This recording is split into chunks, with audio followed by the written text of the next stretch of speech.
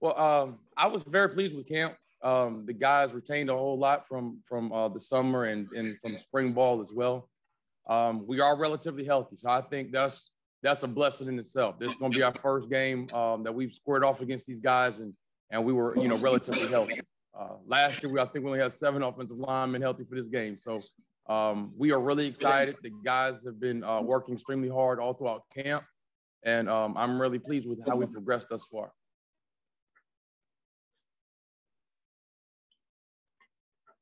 And looking forward to this game, how do you scout the Aggies?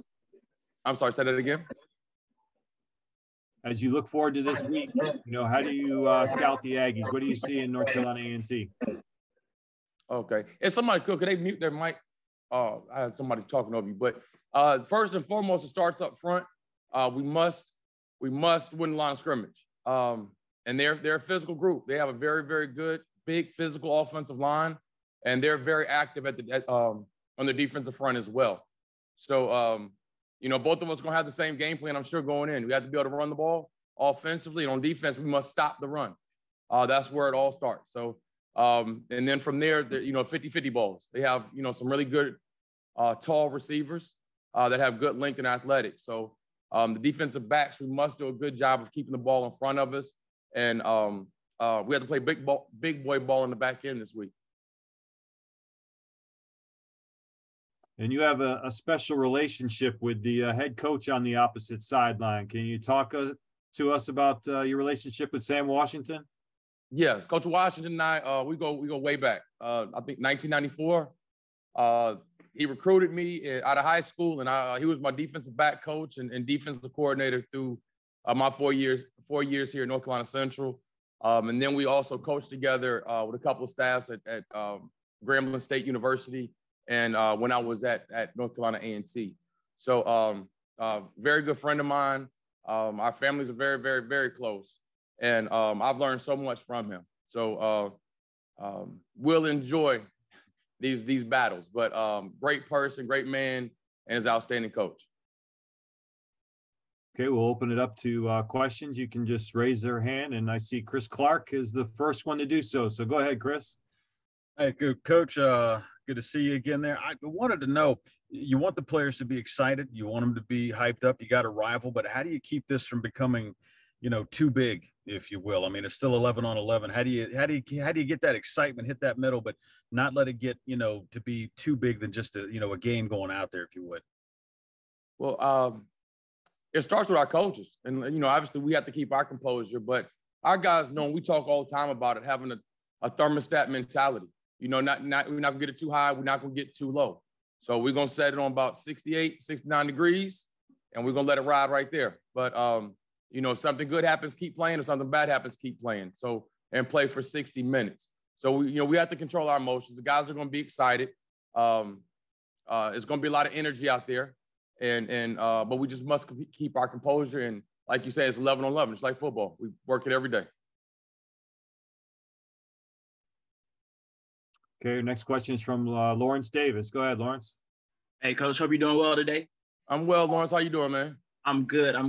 How have you started? I just want to talk a little bit about Mookie real quick. How have you seen him start to own that lead running back role since the offseason?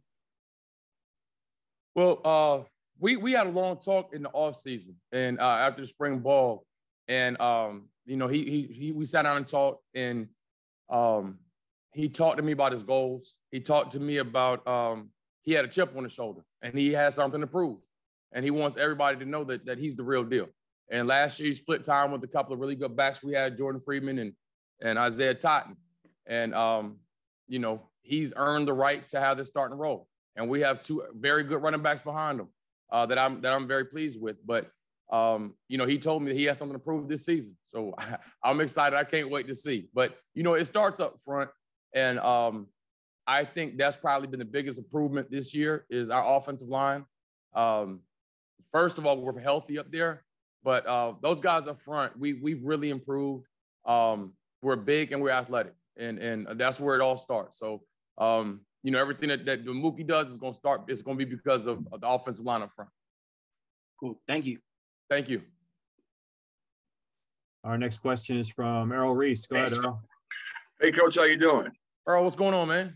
It's going well. Coach, who are some of those players that really stood out during training camp that you're looking forward to coaching this weekend against the Aggies? Again, I'll say, offensive line. I was really pleased with those guys this camp. Torselli Simpkins, Robert Mitchell, Corey Bullock, DeQuan Thomas. Those guys made tremendous strides. And I take my hat off to Coach Williams, our offensive line coach, and Coach Leone. They've done a really good job of developing these young men. I think that overall our team speed has improved tremendously. Our offensive skill positions, we have depth there. So we have some receivers that can go get and make plays.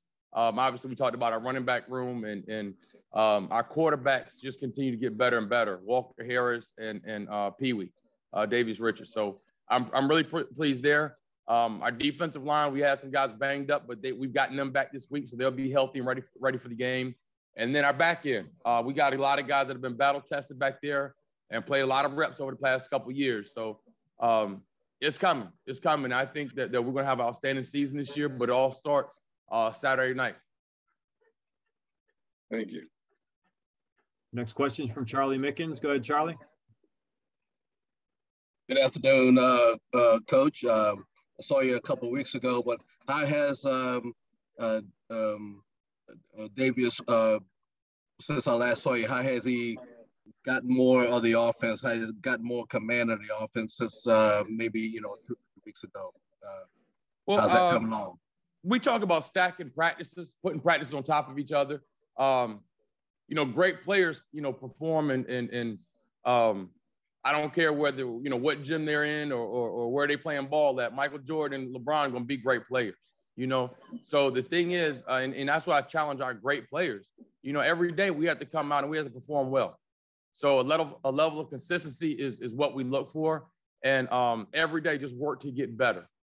We can't have, 2 good practices and then a bad practice. We can't, have a good practice and the next day throw 3 interceptions. So he's been very consistent with his decision-making. He has all the tools, that you could ask for. But I'm going to tell you again, and anybody listens, competition makes everybody better. And Walker Harris has really been pushing Pee Wee. We have guys that compete every day. Nothing's given to these guys as far as starting positions. And I think Pee Wee has developed the way he has because Walker Harris is right there, right there in the back seat. So I think, we have a 1A and 1B, really. All right. Thank you. Next question is from Lawrence Davis. Go ahead, Lawrence. Coach, I just wanted to know, it might be a taboo subject, but have you talked to your team about the lack of discipline at the beginning of the game last year? And then how do you avoid that, that kind of situation this year? Well, we talk about discipline and not Eagles can't beat Eagles. So, you have to win first down. We have to start fast, things of that nature.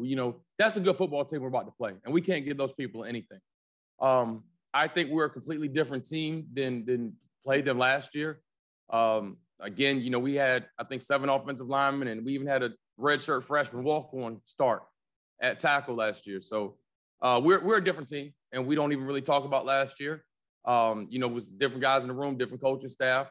So, excuse me, it's my responsibility to make sure that we're ready and we have a disciplined football team. Next question's from Chris Clark. Go ahead, Chris. Hey, Coach, I want to ask you about some of the guys on A&T, what you're game planning for. Not to give away your game plan for. But I'm going to tell you everything, man. Well, then let's talk about stopping Jalen Fowler then. You're talking about a guy who's been there, done that, seen a lot. How different is it, game planning for somebody that, you can't throw too much at him that he hasn't seen before? How much does that have to make you raise your game? What do you got for him? Well, we have to do a good job of leveraging the football. So if we're supposed to be outside in or inside out, we have to do a great job of leveraging the football and staying out of one-on-one situations. So if I'm supposed to be outside in on him and with my buddy, we're going to V-tackle him and he's supposed to be inside out, we have to know where our help is because that kid can fly, man. He's very fast. And just watching film and he destroys angles. So we have to do a great job of getting hands to the football and staying out of one-on-one situations with him. If I could follow up real quick on their backs, I only see one in the backfield that's got any kind of experience. Do you look at that and go, got something for him? Or do you look at that as a problem because you don't really have too much tape on him, if any at all? Well, it's about us, and that's what we've been preaching. As long as we do what we're supposed to do and what we're coached to do, we're going to be just fine. It doesn't matter who they have back there. But, you know, they always have a stable full of running backs there, and, you know, they pride themselves on running the football. So whoever their number 2 or number 3 guy is, I'm sure he's going to be, you know, a good football player. They do have some big backs back there, though, some 220, 230-pound guys. So we might, you know, spend a couple hours in the weight room this week. Thank you, Coach. Appreciate it. Thank you. All right. Next question from Charlie Mickens. Go ahead, Charlie. Yeah, Coach, can you just speak about playing this game in Bank of America Stadium and what a tremendous opportunity this is for this rivalry to be on in that venue? I mean, you know, when we recruit these young men, that's what we talk about. You're going to have the opportunity to play in venues like this. You're going to have an opportunity to play on national television. And, you know, that's what happens when, you know, with HBCUs. We've come so far. And, you know, a lot of PWIs, they can't, you know, offer young men this opportunity to play in these type of venues, play in Class 6 and things of that nature. So I'm so excited for our guys to have this opportunity. I'm excited for our fans, for both schools will be able to pack the house. We don't have to, you know, they don't have to sit outside and just tailgate and watch it on the Jumbotron because it's sold out. So everybody wants to be able to get in. I'm sure it should be enough room for everybody. But, you know, that's why a lot of guys choose these 2 institutions, to be able to play in games like this. All right, go ahead, Lawrence. Thank you. Yeah, Coach. I just wanted to talk about the linebacking core real quick. You know, kind of young there. How they've been this preseason, and how can having a more experienced D-line kind of help those guys, you know, at the beginning of this season? Well, I think, first of all, Coach Cord has done a great job of kind of simplifying things and not giving those guys too much. You know, I think that's a very athletic group. Obviously, like you said, we're young. We don't have a whole lot of experience there. But they've progressed, and I'm pleased with where they are. Obviously, they're going to have to play well because we have to, you know, play well in the first level, the D-line, and the second level, the linebackers, to be able to stop the run. So, you know, we'll keep stuff relatively simple, especially because it's the first game. And as long as we have great eye discipline and we're reading our keys, I think those guys will be just fine. Cool. Thank you. Mm-hmm.